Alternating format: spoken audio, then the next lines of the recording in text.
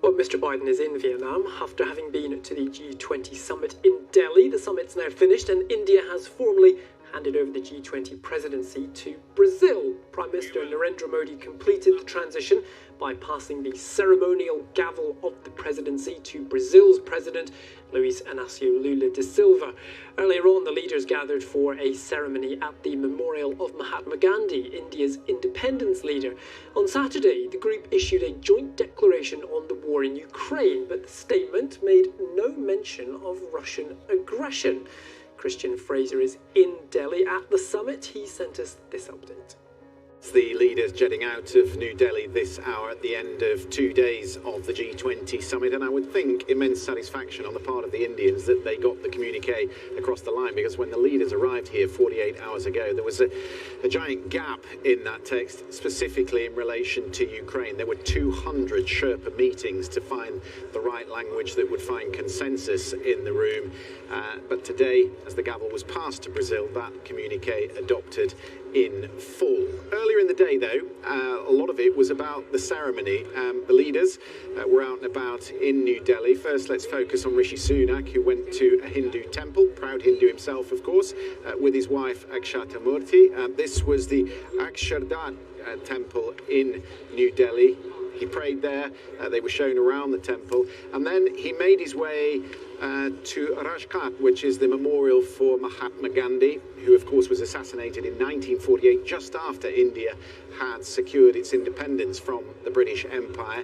This is the spot where Mahatma Gandhi was cremated all those years ago, and all 20 leaders joining in the rain, monsoonal weather here in India today, in the rain to present their memorial, their wreaths to Mahatma Gandhi. For him personally, Mr. Modi, in the run-up to an election next year in a third term, I would think he'll be very pleased with what he's got out of the weekend. But let us talk specifically about the Ukraine passage, because that's where most of the focus has been, and particularly how it's been watered down when you compare it to the document they agreed in Bali a year ago. So Gon deplores in the strongest terms the aggression by the Russian Federation against Ukraine, and inserted in its place, we reiterated our national positions.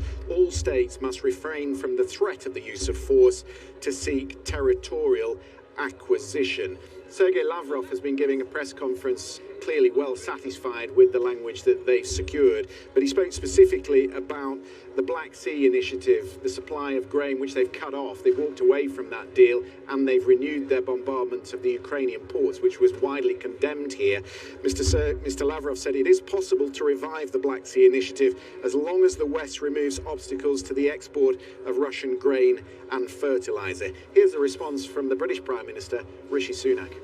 The G20 is obviously a large collection of countries that don't all necessarily share the same values and the same perspective, but it is important that the G20 has come together and issued very strong condemnation for the impact of the war in Ukraine on food prices and energy security. That's something that I was keen to highlight. I'm glad that that is there in the statement in black and white, and there's very strong language highlighting the suffering that the war is doing, the impact it's having on food prices, and the need for Russia to rejoin the Black Sea Grain Initiative and to halt attacks on civilian infrastructure in Ukraine. You know, that's something that I wanted to make sure that we did here. That's something that has happened, and that is something that I think everyone has sat up and taken notice of.